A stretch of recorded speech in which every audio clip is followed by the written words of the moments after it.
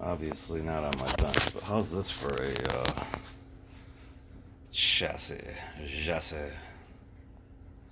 I mean, really? It's like overly German engineered. And I know that some of these Hughes and Kettner amplifiers have been, accused of everything being crammed in there. Everything's certainly not crammed in there. There's plenty of room and dead space, right?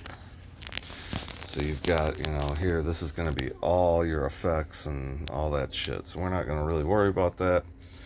Our business is going to be on this side where the board is for the tubes and all.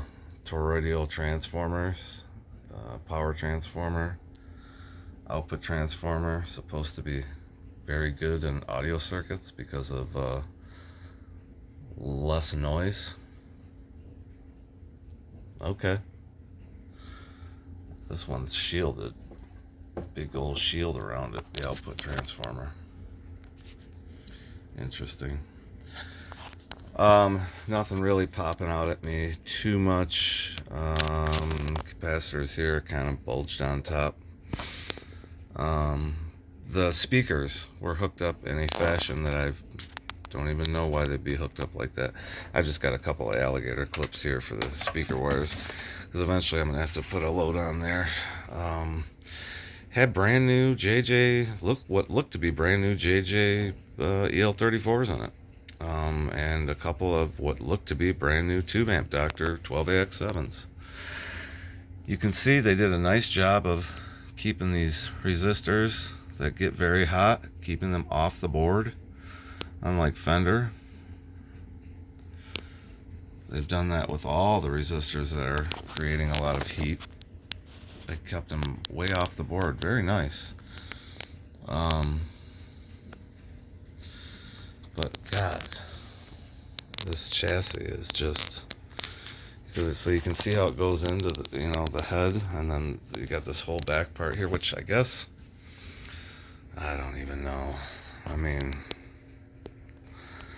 that is some chassis design. I don't know if I made a video, but I did fire it up and making a lot of noise. A bunch of hum. Bad tube? I don't know. We'll find out. Bad capacitors? I don't know. We'll find out. Something bad in there. I really don't like these things. But, they are what they are. This amp was manufactured in, I think I said June of 2006. It actually has a date on the back. So, yeah, interesting. Don't see these. I don't see these type of transformers in too many tube amp applications, but like I said, it's supposed to be great for audio circuits because there's no noise in them, right? Anyway, we're going to take this to the bench eventually and put it on the Variac, put a load on it, and figure out what's going on with it. Could it have just been the speakers that were wired really, really weird? Very doubtful.